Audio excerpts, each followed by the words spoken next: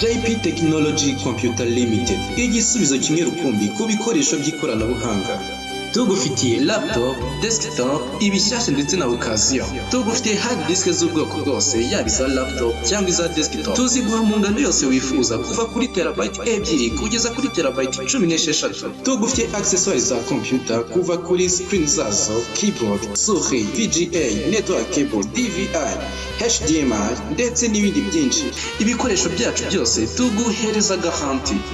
JP Technology Computer Limited niho honyine usanga abatekinisiye b'inzobere bagukanikira computer yawe igasubira ubushyashya.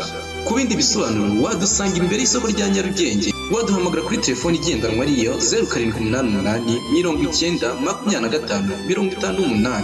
Wanatwandikira kandi ku mbuga nkoranyambaga zacu zose. JP Technology Computer Limited, ibyiza ku bacu.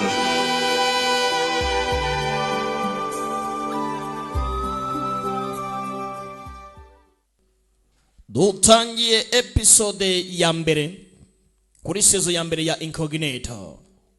Ndacyari bida GRET nko bisanzwe. Hakana gasobanuye time, it's show time. Incognito ni kugasobanuye times.com. Jya muri Google Chrome yawe, wandikemo wayeshatu akadomo.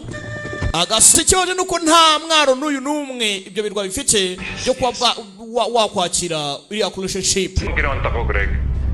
Niyo mpamvu nakuvugishe Greg. Kilala nyo na kung sino kumuha sa babae? Abashimusuza abari bose. May naka-identify. Twamenye abari bo, hari amakuru make dufite. Grupo ni Escalante. Ikihebe. Pati na rin ang isang Pilipino na pamangkin ni Timor Escalante. Gusa mwibuke yuko hari yashimusa umwana witwa Takakolai. Si Takakolai. Muri Takakolai. Takakolai. Here's the problem. Dore ikibazo gihari rero. Nta ngurane bashaka. Ransom. Say ang pera. Amafaranga ntacyo amaze. Ano to? Extraction, rescue. None ni iki? Turajya kumucungura, kumutabarira hehe? Kikindapin. Ni turajya kumufunga. Ndebere nawe. Bivuze ngo nimba uje uwo tugiye gucungura ari igifi kinini. Bivuze ngo hari ikibazo cyabaye muri bus yavaga Moving target. muri trapin. One shot kill. Wow, ndi warash moving it. Ang totoong may-ari ng lupa. Ba nyir'ubutaka ba nyabo ni ba Manalastas. Romva. Na ang dokumento. Urukiko rware kw'ibyandiko. Na dinoktor niyo lang yung dokumento. Bigaragaza yuko izo mufite mwari mwarazifakinze ni muhoshi.